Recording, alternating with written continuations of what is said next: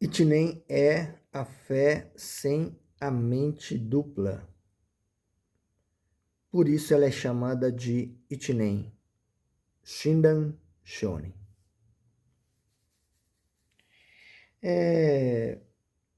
Mais uma vez eu pretendo fazer um vídeo de aproximadamente 60 minutos, não é? E o que eu acabei de falar agora é a importantíssima frase do mestre Shindan Shonin. Itinem é a fé sem a mente dupla. Por isso ela é chamada de Itinem, não é? E essa é uma frase que resume o sentido da vida, né? O significado da existência humana, né?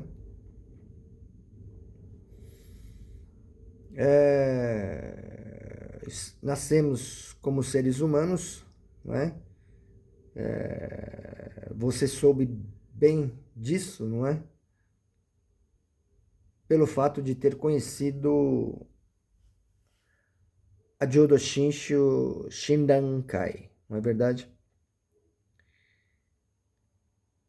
Nós conhecemos, nós entendemos o que é a existência humana, não é verdade? Nós entendemos por que viemos parar aqui, não é verdade? Nós compreendemos com exatidão o sentido da vida, né? E a frase do Shindan Shonin é uma frase que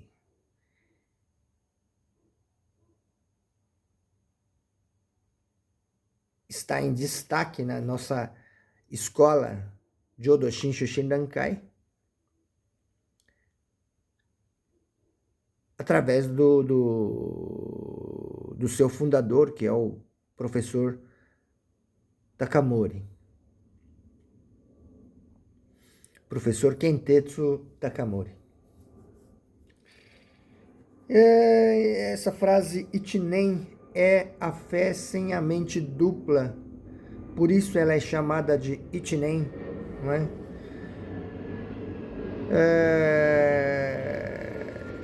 Evidentemente que os estudantes, né, mais esforçados, eles evidentemente decoram, né? Memorizam essa frase e procuram se lembrar, principalmente nas ocasiões da vida angustiantes, né, de sofrimento, não é verdade? E aí a expressão mente dupla se encaixa perfeitamente na descrição do que é o mundo da pessoa que tomou consciência de ser um aspirante a Buda, né? Eu e você, não é? Que tivemos contato com a Jodo Shinshu Shindankai, tomamos consciência, compreendemos, entendemos que a nossa vida, que é uma vida, vamos dizer, provisória, né? É uma porta de entrada para o mundo do Itinem, que é o mundo da fé, sem a mente dupla, né? Nós entendemos que o mundo em que a gente vive, né? O mundo em que nós vivemos é caracterizado pela expressão mente dupla, né?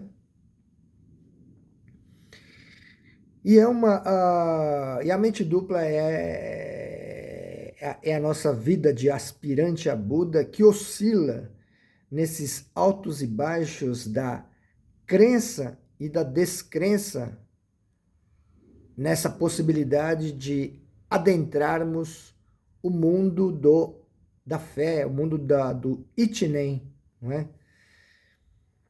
Então, a mente dupla é a nossa vida de aspirante a Buda, né? Esse nosso dia a dia, que é feito de altos e baixos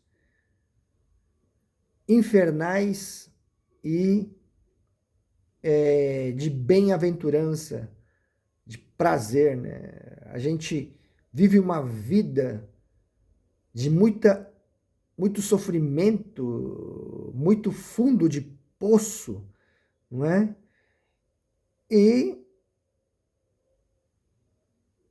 a gente é colocado muitas vezes do nada, sem mais nem menos, num mundo de prazeres circunstanciais, né? Aqueles prazeres que a gente vive, não é? Que a gente usufrui e vai sabendo, né? Vai sentindo que são prazeres que vão acabar, não é? A gente vai sentindo, vamos dizer assim, a realidade puxando o nosso tapete, não é? Desse prazer e aos poucos a gente vai sendo jogado novamente no fundo do poço, no inferno, da descrença, de não acreditar mais. Enfim, é um inferno do sofrimento, e no sofrimento não existe uma fé, uma crença, né? Em resumo, mente dupla é a mente que oscila entre acreditar que serei salvo e momentos de descrença, de não acreditar na salvação. Salvação através do trabalho do Buda Amida, né? Que é o Buda Supremo, que é o mestre dos Budas do universo. Eu fiz um vídeo anteriormente falando sobre isso, não é? E aí vocês poderão ver no YouTube esse vídeo em que eu, vamos dizer, destrinchei, né? Esse conceito da mente dupla, né? Expliquei de modo detalhado como é o mundo do aspirante a Buda, né? O mundo da mente dupla, não é? Enfim, entender a vida do ponto de vista da compreensão do sentido da vida, da compreensão de sermos aspirantes a Buda, é um entendimento extremamente profundo, né? Extremamente profundo, né? E curiosamente bastante simples no aspecto de ser duplo, né? De ser uma coisa dupla, de serem duas coisas, né? É uma coisa que você pode até, né, relacionar com estados de espírito, até estados de espíritos patológicos, de maníaco-depressivos, né? Estados de euforia e seguidos de estados de depressão, né? Seria a patologia a patologia maníaco-depressiva, patologia sim, maníaco-depressiva, mas é claro que a gente no dia a dia das pessoas, de nós, né, pessoas inteligentes, né, a gente brinca com esse conceito maníaco-depressivo, não é? E também brinca com outros conceitos da psiquiatria, é, que é a doença do transtorno afetivo bipolar, não é? Essa coisa da bipolaridade da vida, né? E aí a filosofia oriental, a filosofia budista acabou realmente explicando de modo muito exato, de modo muito científico, né? Embora não seja de fato um exercício científico, mas aí é o trabalho para nós aspirantes, né? É o trabalho para nós aspirantes a Budas, é o trabalho dos Budas, né? Conduzindo os aspirantes ao mundo dos Budas, né? Então, qual é o fio da meada que eu perdi agora? Qual é o fio da meada que eu perdi em relação à mente dupla? Eu estava falando do mundo, né? Do aspirante a Buda, que é um mundo que, que tem uma semelhança com essa coisa do maníaco depressivo, com essa coisa da bipolaridade, né? Bipolar, né? Momentos de euforia e momentos de depressão. Isso é a vida do aspirante, né? Para... E aí, dito isto, né? Essas expressões que eu peguei de empréstimo da psicologia, da psiquiatria, não são muito felizes, né? É somente de modo circunstancial. São altos e baixos da nossa vida, né? São altos e baixos que muitas vezes a gente não compreende, né? A gente não compreende, a gente não esclarece as perguntas que a gente faz quando a gente está no estado de espírito de descrença, né? A gente não consegue responder e a gente é transportado para uma praia, vamos dizer assim, para um contexto de prazer, né? De usufruir da vida, curtir a vida, não é verdade? Isso, isso na verdade, é o trabalho do Buda Amida, né? Conduzindo o aspirante até o mundo do Itinen, né? O mundo da fé, né? E aí,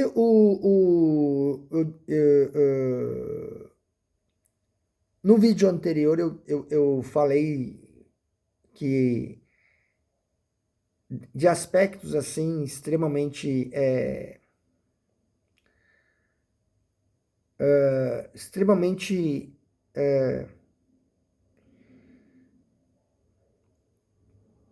ricos em detalhes, né?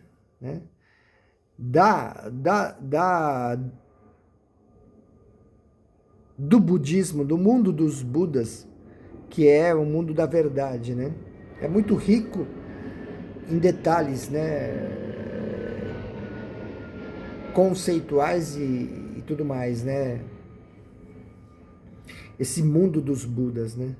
Tanto é que se você olhar aqui no meu oratório budista, você verá aqui no lado direito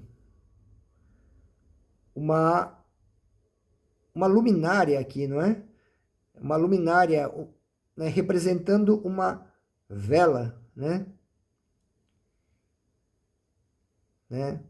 Pode até ser em alguns casos, pode até ser uma vela de verdade, né? Mas hoje em dia a gente não procura não usar uma vela verdadeira sob o risco de pegar fogo, né? Por uma questão de segurança, né? A gente usa dos benefícios da ciência moderna e uma espécie de uma luminária, né? Que tem um formato muito parecido, né? Com uma vela, né? Está aqui do lado direito. E do lado esquerdo tem aqui um vaso aqui com flores, né? E isso é muito importante, muito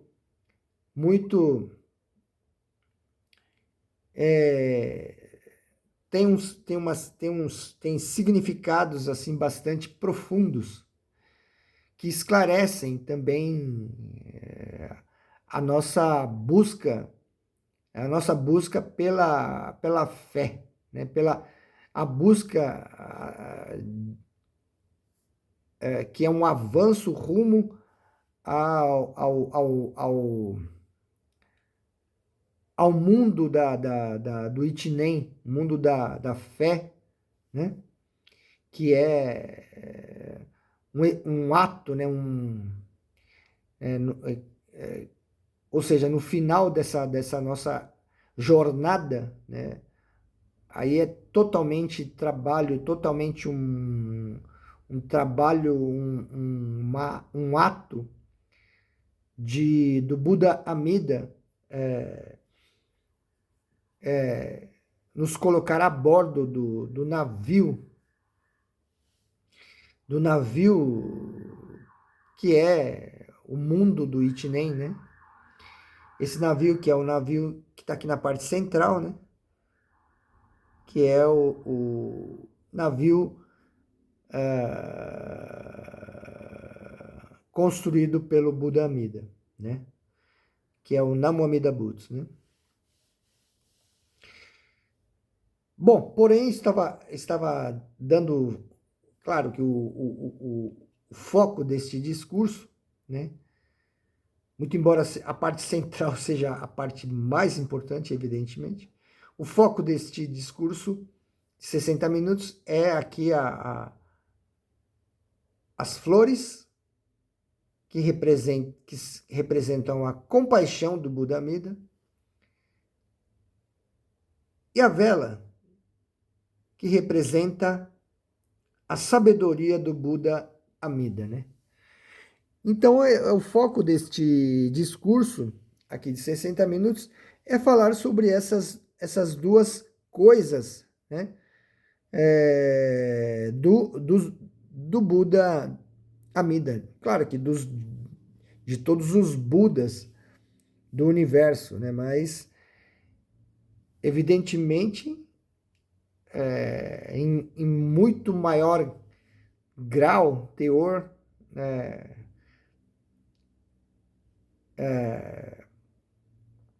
no rei dos Budas, né? No Buda Supremo, né? No Buda Amida, no mestre dos Budas do universo. Aliás, no caso dos Budas, os Budas do universo,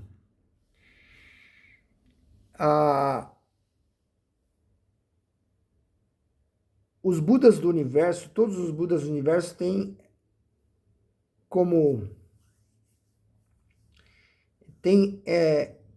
o sentimento, né, que é a compaixão, né, que é representada pelas flores, né, o sentimento de salvar os aspirantes, né, nós que sofremos, né.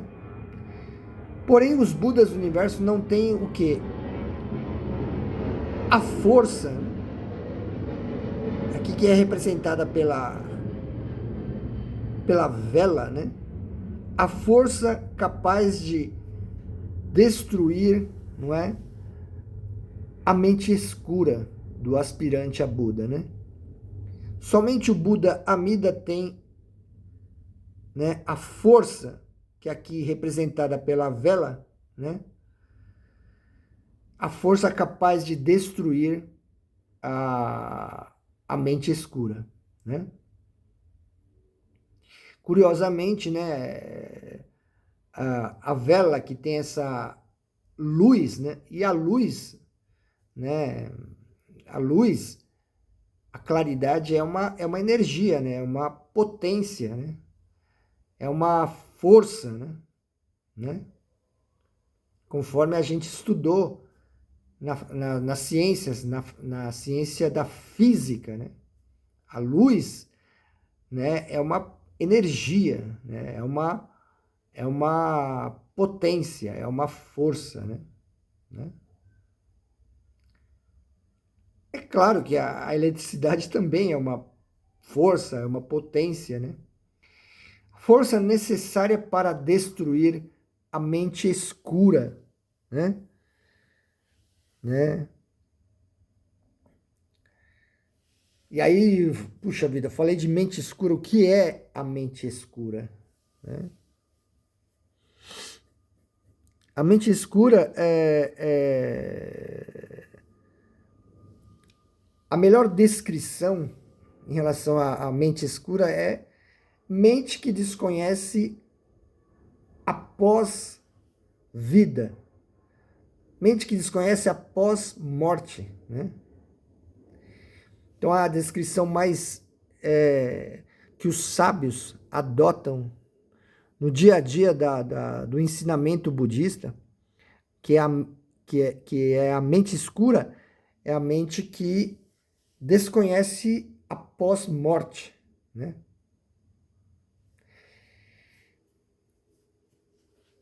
Na verdade, essa é uma descrição didática, importantíssima, evidentemente, né? Mas eu gosto de complementar isso, né, para os meus amigos. A mente escura, na verdade, é o mundo do aspirante a Buda, né? O mundo do aspirante a Buda é um mundo que o aspirante a Buda não enxerga nada em relação a pós-morte, né? Então esse é um aspecto, vamos dizer assim, mais didaticamente mais esclarecedor, né? Esse fato de desconhecer o que acontece após a morte, né? É claro que o mundo dos Budas é uma clareza em relação a isso, né? O mundo dos Budas é um mundo em que não existe dúvida em relação ao futuro, né? O mundo dos Budas é uma felicidade, quer dizer, o que vai acontecer no futuro é tudo muito claro, né? No mundo dos Budas, né? Não existe sofrimento mais, né? Não existe insegurança, né? O mundo do aspirante é o mundo da insegurança, né? O mundo em que a gente não sabe o que vai ser do nosso futuro. Muitas vezes a gente para e pensa, puxa, eu tô com essa idade, as minhas economias eu não sei, etc. A gente tem essas preocupações, né? Em relação ao futuro, né? E o futuro é escuro, né? O mundo dos Budas não existe escuridão em relação ao futuro, né? Em relação ao pós-morte. Existe uma clareza em relação à pós-morte, né? O que evidentemente tem uma lógica, né? Evidentemente que o mundo dos Budas, evidentemente, deve ser assim, né? Uma clareza absoluta do futuro, né? Só que para nós seres humanos, para nós que somos seres humanos aspirantes, o que a gente acha óbvio é desconhecer o pós, a pós-morte, né? Então, se tem fulano que fala, olha, eu tenho uma clareza absoluta do que vai acontecer comigo depois que eu morrer.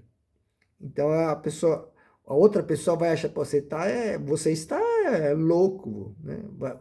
Quer dizer, o senso comum do ser humano aspirante é isso, né? Desconhecer a pós-morte é a coisa verdadeira. E quem conhece a pós-morte é considerado um maníaco, um louco, né? Mas isso é o sentido da vida, né? E com a Jodo Shinshu Shinrakai você entendeu isso, né? Você entendeu que nasceu para se tornar um Buda, né? E ser feliz para sempre, né? Felicidade inabalável, felicidade sempre, né? Felicidade a todo momento, né? Muito bem, eu estava falando aqui da sabedoria e aqui da compaixão, né? A sabedoria, ela é rigorosa, a compaixão, ela é amorosa, né? A sabedoria é dura, a compaixão é leve. A sabedoria muitas vezes é cruel, a compaixão é prazerosa, tranquila, né? E assim a gente vai avançando até que a gente seja colocado no mundo da fé, no mundo do Ichinen, né? Através desse trabalho alternado, né, de compaixão e de sabedoria, né? A compaixão das flores, né? A flor, né? Dá o aspecto da beleza, da tranquilidade, da alegria, da felicidade, do amor, né? Da paz, né? Por isso que tem flores aqui no oratório budista, né? Por outro lado, a vela tem essa coisa do rigor, essa coisa da potência, essa coisa da força, essa coisa da dureza, que é muitas vezes necessária, né? Dureza necessária para a gente sair do estado de espírito de descrença, né? Eu estava falando que a mente dupla é a descrição do que é o mundo do aspirante. E o mundo do aspirante é feito de crença, né? E descrença, alternadamente, né? A gente vive momentos de clareza, de claridade, de, de, de pensamento fluido, não é verdade? De entendimento, né? Porém, existem outros momentos em que a gente está no fundo do poço, no inferno. A gente está sentindo até aquele. Está sentindo raiva, não é? E aí. E descrença, evidentemente, a gente não está acreditando mais no budismo, né? E nos momentos assim infernais de descrença, em que a gente não está acreditando, é necessária essa força do Buda Amida, né? Essa força aqui que é representada pela vela, né? Para a gente, enfim, poder galgar o fundo do poço, né? Quer dizer, galgar para sair do fundo do poço, né? É necessária uma força descomunal e essa força é proporcionada pela sabedoria dessa vela da energia, né? Da potência dessa luz que emana da vela, né? E aí a gente consegue sair desse estado de espírito de treva, né, de descrença, para um estado de espírito de compaixão, né, de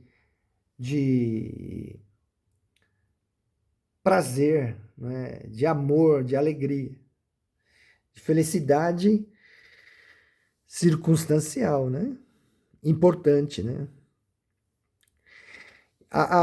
Existem expressões muito felizes da filosofia oriental, né, que a gente usa a expressão felicidade absoluta e felicidade relativa, né? É a felicidade relativa, né, que é necessária na vida, né? A felicidade absoluta é o mundo dos Budas, né? É a felicidade inabalável. A felicidade relativa é uma felicidade que tem seus altos e baixos, né? E aí, nesse mundo do aspirante, nessa alternância, né, da mente dupla, a gente vive momentos de felicidade relativa, e essas felicidades relativas não duram muito tempo, né? Duram só determinado tempo, e aí a gente é jogado de novo no fundo do poço, né? Da descrença, né? De não acreditar no budismo, né? Não acreditar mais na salvação, não acreditar, né?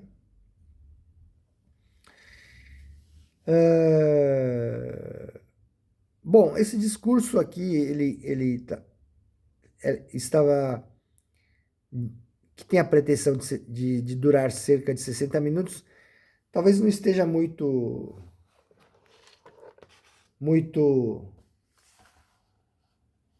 esque, esquematicamente claro, né? A intenção é que seja bem didático. A intenção dos Budas também, né? É essa, né? De que e por isso que eu tenho insistido em apontar meu dedo para as flores que representam a compaixão e também apontar o meu dedo para a sabedoria, né?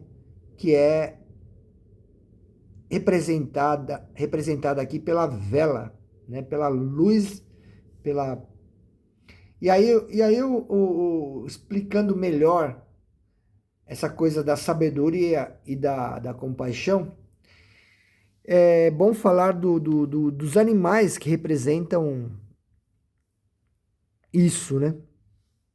Isso eu já falei no vídeo anterior e vou falar novamente que, assim, a sabedoria é representada pelo animal chamado leão e a compaixão é representada pelo animal chamado elefante, né? A vela representa a sabedoria, o leão representa a sabedoria, as flores representam a compaixão, o elefante representa a compaixão, né? Vela, leão, sabedoria, certo? E por outro lado, flores, elefante é a compaixão, né? Então os animais eles acabam sendo uma representação, enfim, escolha dos Budas, né? Os Budas é que determinaram isso e para que o aspirante entenda, né, como é que é o trabalho dos Budas, né? E também para o aspirante ter uma noção de como é o mundo dos Budas, né? De como é o mundo da verdade, né? O leão, né, a sabedoria, o leão é o rei da selva, né? O leão é a potência, o leão é a força, o leão é a determinação, o leão é a coragem, né? São palavras que acabam descrevendo o que é o leão, que é o rei dos animais, né? Que é o animal mais destemido do planeta, né? O leão, né? O leão é o rei da selva, né? Isso é uma noção que, evidentemente, é muito importante no contexto da filosofia oriental, no contexto do budismo, né? O leão é o animal mais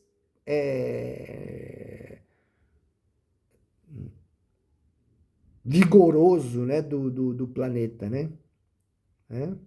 É a representação do rei da selva, né? Então, o leão é o rei dos animais, é o mais é, é o mais bruto, né? No bom sentido, evidentemente, é o mais forte, né? É o leão. E aí, a vela aqui representa essa força, né? Essa energia, né? Essa potência, né? Essa potência, essa força necessária para destruir a nossa mente escura e nos colocar a bordo do navio, né? Do grande navio chamado, construído pelo Buda Amida, que é o Namo Amida Butsu, né? Por outro lado, não é? O elefante é uma representação muito clara, né, da compaixão, né? Você olhando o elefante, você vê aquele animal enorme e que tem, né, um grande, né, é claro, uma grande compaixão, né, pelo ser humano que está sofrendo, né?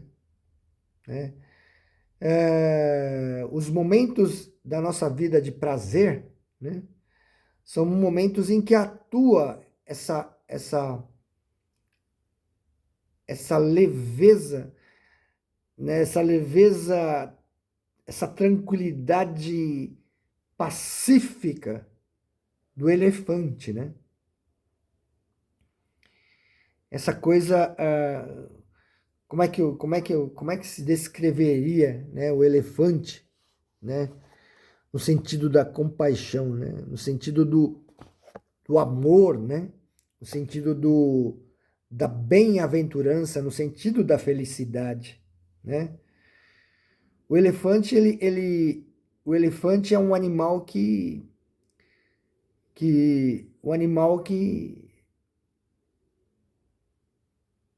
o ser humano, o aspirante, ele vai sentir essa coisa da paz, essa coisa da tranquilidade, né? Da serenidade, da calma, não é verdade?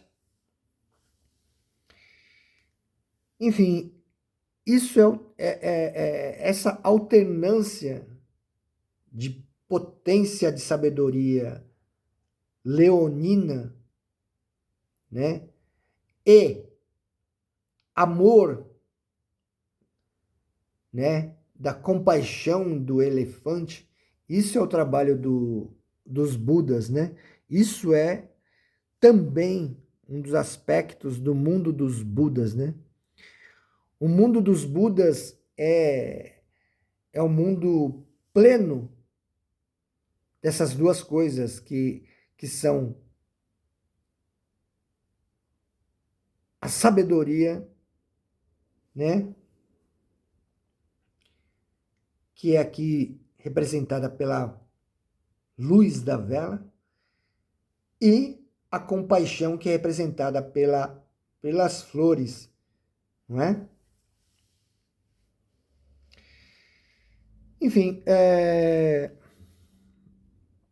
o leão é essa coisa da força, da potência de destruir a nossa mente escura, né? E colocar-nos no mundo do Itinem, no mundo da fé, né? Sem essa oscilação, sem essa mente dupla, né?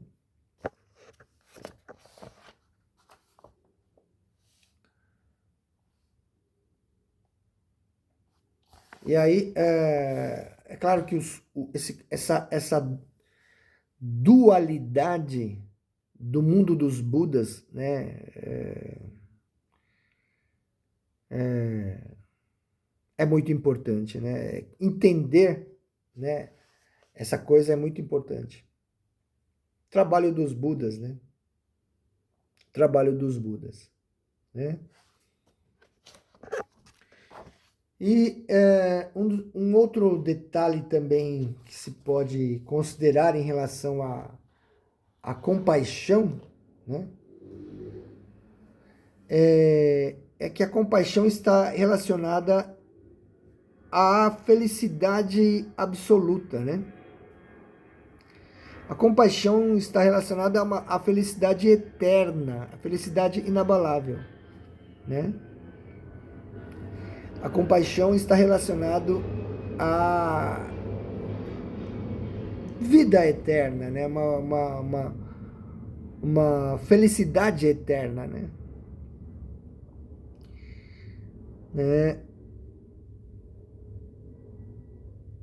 A felicidade de um futuro eterno, né? Isso é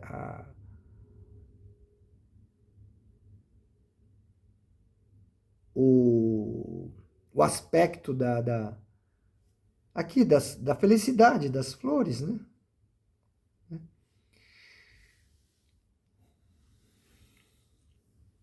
As flores representam vida, vida para sempre, né? Alegria sempre, né? Alegria para o futuro eterno. Representado aqui pelas flores, representado pelo animal chamado elefante, né? A paz, né? Um mundo de paz em que a gente não tem mais essa oscilação da mente dupla, né? Em que a gente vive infernos e euforias, né? É um mundo em que a gente ora está no inferno, ora está alto, às vezes alto até demais, o que é perigoso, né? Estar muito eufórico é perigoso, né? O fato de estar muito eufórico, né? Portanto, no mundo do aspirante, né?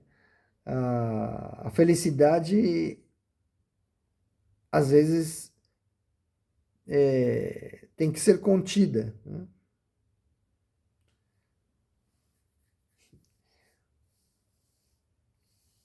É uma felicidade relativa, não é verdade?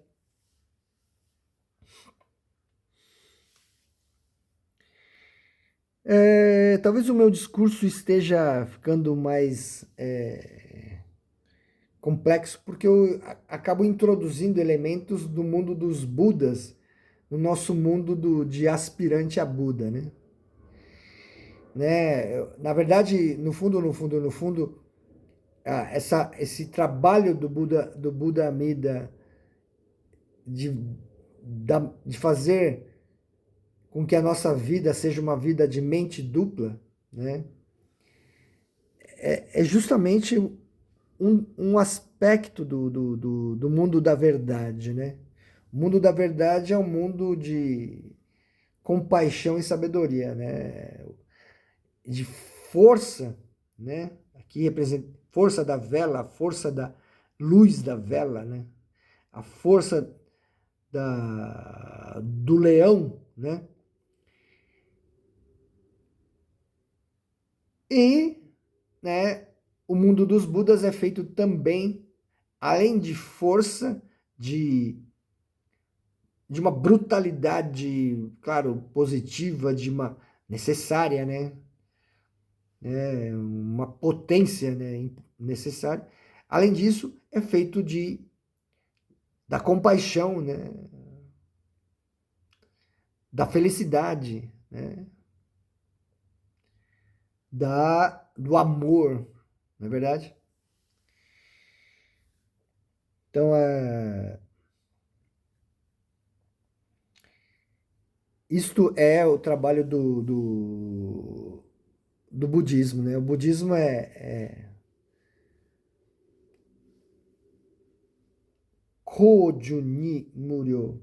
Sabedoria e compaixão são duas coisas, né? Que são a sabedoria e compaixão e são ilimitados. Tanto a sabedoria quanto a compaixão são ilimitadas, né? Isso é o mundo dos Budas, né? Enfim, o mundo dos Budas é um mundo de também pode-se usar a expressão mundo de segurança, né? E mundo de felicidade, de alegria, né? A sabedoria é a segurança, né? A sabedoria é essa tranquilidade. E a compaixão é a felicidade, né? É a alegria, não é verdade?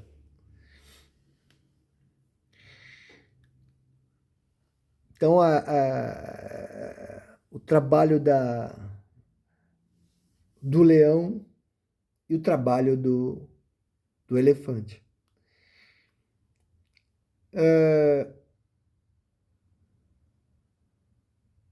Talvez esse discurso aqui, para nós, aspirantes a Buda, talvez o aspecto mais assim relevante é em relação ao nosso sofrimento do nosso dia a dia, né? O que mais nos afeta, né, é o sofrimento, né? É o fundo do poço, né? E é para isso que a gente busca o ensinamento de Buda. Muito embora tudo seja trabalho do Buda Amida, porque no fundo, né, a gente não tem nenhum sentimento assim em relação ao budismo, né? Nós, seres humanos, somos muito... temos uma natureza de pura ignorância, né? A gente não tem essa coisa da sabedoria, né? A sabedoria é uma coisa, é um exercício externo agindo na gente, né? É o trabalho aqui dessa vela, não é? Que é a sabedoria, né? Nós seres humanos somos extremamente ignorantes, né? E não temos nenhum sentimento de buscar a filosofia oriental, né? Inclusive, esse exercício aqui de gravação é um exercício que está sendo realizado por conta da força, né, do Buda Amida, né? Eu estou aqui sentado de joelhos, que é uma, que é uma coisa desconfortável, né? Tentando terminar um discurso de 60 minutos, né? Isso porque existe um peso na consciência, né, do Hideo Yahiro, da minha parte de abandonar esse trabalho. Se eu abandonar isso, esse sentimento é a atuação da força do Buda Amida, né? Por mim, eu particularmente, eu estaria fazendo outra coisa, né? Seguindo os meu instinto natural, né? Não estaria aqui sentado de joelhos fazendo um discurso de 60 minutos. Um discurso que evidentemente praticamente ninguém, a não ser eu, né, vou ouvir, vou assistir, né? Por que eu faço esse trabalho? Então, a conclusão lógica é que existe esse trabalho rigoroso do leão da sabedoria do Buda Amida, né? É uma coisa, é um trabalho meio que de manutenção preventiva, né? Já que é para falar de engenharia ou de coisa e tal, manutenção preventiva, né? Tenho que fazer esse trabalho, né? Porque o futuro pode exigir uma postura, né? E se eu não tiver essas ferramentas, né, eu posso ser infeliz no futuro, né? Então eu trabalho essa força do leão da sabedoria. Está aqui a vela aqui do meu oratório budista, né? Tudo tem um significado muito claro, né? E aí você vai entendendo como é o mundo da verdade, né? Mundo feito de amor e rigor, né? Amor da compaixão e rigor da sabedoria, né? Está faltando aqui 8 minutos para dar 60 minutos, né? E aqui agora, talvez, talvez eu tenha que falar de uma coisa que eu me lembrei aqui agora, né? Que é em relação ao texto da promessa do Buda Amida e também em relação ao, ao texto que explica, o texto explicativo da promessa do Buda Amida é feito pelo Buda Sakyamuni, né? Pelo nosso Siddhartha Gautama. Os dois textos, né? O texto da promessa do Buda Amida, né? E o texto que explica em maiores detalhes, né, a promessa do Buda Amida, né? Ambos são essenciais, né, para que a gente entenda a promessa do Buda Amida, né? A promessa de nos colocar a bordo do navio da grande compaixão, né? E aí, o que eu posso dizer do meu avanço, do entendimento em relação a esses dois textos, né? O texto do Buda Amida e o texto do Buda Sakyamuni, é que eu enxergo nos dois textos justamente essas duas coisas, né? Que é a compaixão e a sabedoria, né? Tanto no texto do Buda Amida quanto no texto do Buda Sakyamuni eu enxergo uma coisa que eu não enxergava, que é a compaixão e a sabedoria, né, do Buda Amida, né? E dos Budas de um modo geral, né? Mas enfim, principalmente do Buda Amida, né?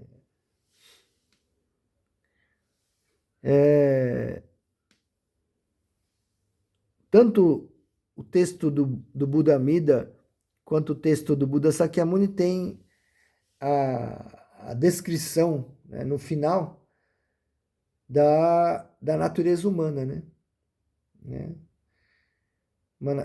a descrição da natureza humana. O ser humano é um ser que assassina os próprios pais e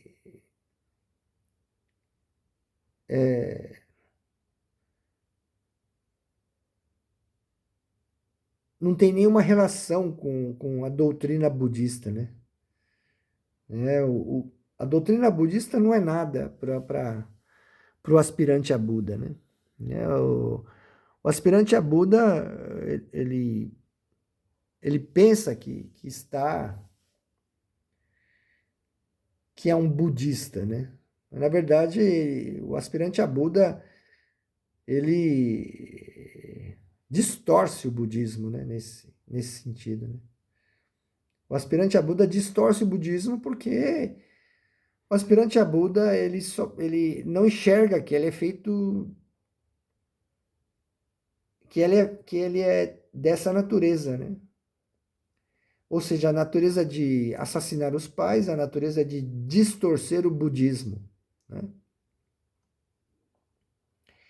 Tanto o texto do Buda Amida quanto o texto do Buda Sakyamuni tem essa descrição da natureza do ser humano, né? Em 4 minutos é muito difícil, talvez, falar de aspectos para nós aspirantes a Buda, o aspecto da presunção, né? A presunção é a gente pensar que é uma pessoa boa, um nobre estudioso da doutrina budista, né? A gente está de cabeça para baixo. Na verdade, não é essa a imagem que a gente verdadeira. Essa a gente não enxerga. Enquanto é aspirante, o aspirante a Buda não enxerga a sua própria natureza, que é eu, assassino dos meus próprios pais, né? Com a mente a gente assassina os pais constantemente, né? Com a mente a gente mata os pais constantemente. Essa é a nossa natureza, que a nossa presunção não faz enxergar, né? E aí a sabedoria que vai destruir essa presunção que não faz a gente enxergar a nossa verdadeira natureza de ser assassino dos pais, né? A gente não, a gente vive falando não, eu não sou assassino dos meus próprios pais. Então, o Buda Amida vai trabalhando a gente até que a gente consiga, vamos dizer assim, porque do contrário é insuportável, né? O inferno é insuportável, né? Mas é um trabalho gradativo do Buda Amida, até mostrar a nossa verdadeira natureza, que a nossa presunção não consegue aceitar, né? A presunção nossa não consegue aceitar a verdade do inferno da nossa natureza, né? Mas em ambos os textos, tanto do Buda Amida quanto do Buda Sakyamuni, eu não enxergo o que eu não enxergava antes, que é essa coisa desse rigor, dessa dureza, dessa crueldade da sabedoria necessária, crueldade no sentido de uma crueldade necessária, né? De uma dor necessária, né? Mas, evidentemente, a nossa presunção não permite essa dor, por isso que a gente fica com raiva, né? Como a nossa presunção não admite que a gente é mal, quando a gente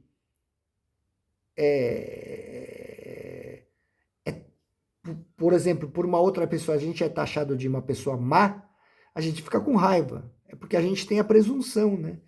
A presunção de que é uma pessoa boa, né?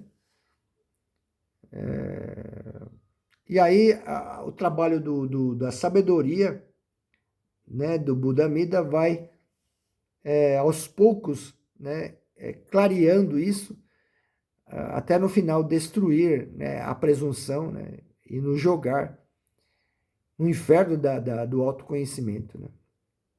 Inferno do autoconhecimento, né? Falei um pouco, mas acho que tá bom, faltam 10 segundos aí. O objetivo é chegar nesse inferno do autoconhecimento. Muito obrigado.